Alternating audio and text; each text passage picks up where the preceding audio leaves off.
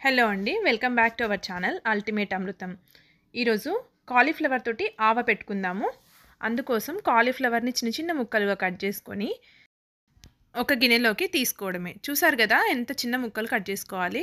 ఇందులో మనము కాలీఫ్లవర్ కాడలుంటాయి గదా! అవి కూడా వేసుకోవచ్చు. ఒకసారి కడిగేసి తర్వాత దాంట్లో నీళ్లు సరిపోయన్ని నీళ్లు పోసేసి కాస్త వేడి చేసుకోండి. అంటే ఒక పొంగొచ్చే వరకు పెట్టుకుంటే కొంచెం మనకి పచ్చి వాసన అనేది రాదనమాట. ఇక్కడ నేను ఆవాలు 2 స్పూన్స్ తీసుకున్నాను. తర్వాత దాన్ని పచ్చివే అట్లాగే మిక్సీలో వేసి పౌడర్ చేసి సైడ్‌కి పెట్టుకోండి. తర్వాత కాలీఫ్లవర్ ఏదైతే వేడి అయిందో దాని నీళ్లు తీసేసి చల్లార్చేయండి. నేనిక్కడ 1 ½ స్పూన్ కారం, అలాగే 1 స్పూన్ ఉప్పు వేస్తున్నాను.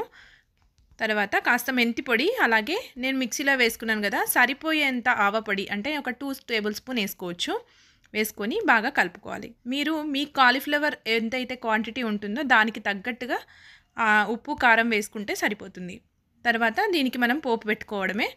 ఆవాలు, పోపు గింజలు అన్నీ వేసుకున్న తర్వాత ఇంగువ వేసి, కరివేపాకు వేసేసి ఇందులో కలిపేయడమే సరిపోతుంది.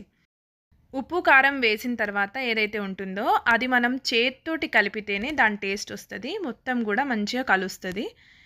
అంతే. మనము పోపేసుకుంటే చాలా చాలా టేస్టీగా ఉండే కాలీఫ్లవర్ ఆవకాయ రెడీ అయిపోతుంది.